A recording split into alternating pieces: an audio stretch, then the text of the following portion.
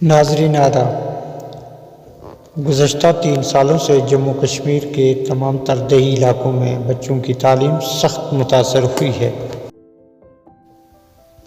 और अब नौबत यहाँ तक पहुँच चुकी है कि बच्चों को जो भी आज से 3 साल कबल पढ़ाया गया था वो बिल्कुल भूल गया है और अब आज बच्चे सिर्फ खेल कूद में ही मशगूल रहते। सरपंच बेदार रफ़ीक मदनी ने सरकार और इंतज़ामिया से जल्द अज जल्द स्कूल खोलने की अपील की। मैं आपका शुक्रगुजार हूं कि आप इतने दूर दराज गांव में आए इस पहाड़ी इलाके में कि यहाँ की ग्राउंड की रियलिटी जाने आप। अगर हम तालीम की बात करें जो बिल्कुल ही ख़त्म हो चुकी है, पहले जम्मू कश्मीर की बात करें तो दफ़ा 370 की मनसूखी के बाद 1 साल हमारा धर्म भरम हो गया। उसके बाद अनफॉर्चुनेटली कोविड आ गया और कोविड की वजह से आज 2.5 साल होने को आए हैं कि तालीमी निज़ाम बिल्कुल ख़त्म है।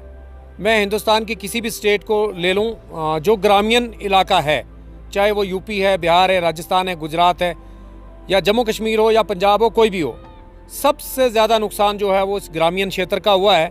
क्योंकि कई ऐसे गरीब लोग हैं जिनके पास ऐसी ताकत ही नहीं कि वो एंड्रॉयड फ़ोन ख़रीद कर बच्चों को ऑनलाइन के लिए दें, ना ही बच्चे जो हैं वो गांव में ऐसे काबिल होते हैं कि वो ऑनलाइन अपनी तालीम को जारी रख सकें। यह इंतहाई अफसोसनाक बात है।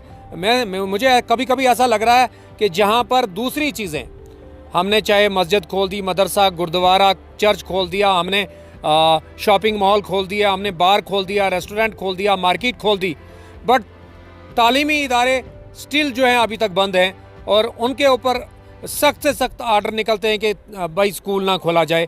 तो क्या कहीं सरकार की साजिश तो नहीं है कि ये ग्रामीण इलाके के लोग जो हैं, जो उनके बच्चे हैं, उनका मुस्तकबिल बर्बाद हो और वो बद से बदतर हो जाएं, वो मजदूरी के लायक भी न रहें। आज अनपढ़ आदमी को मजदूरी भी नहीं देता है कोई।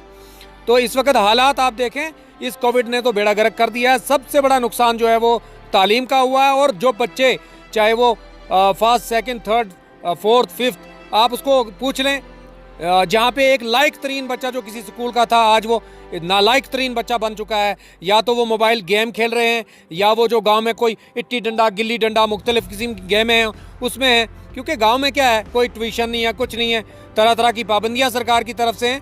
मैं गुजारिश करूँगा आपके माध्यम से कि सरकार इस पर संज्ञान ले और आने वाला मुस्तकबिल जो है, हमारे ये बच्चे हैं, ये हिंदुस्तान का मुस्तकबिल है।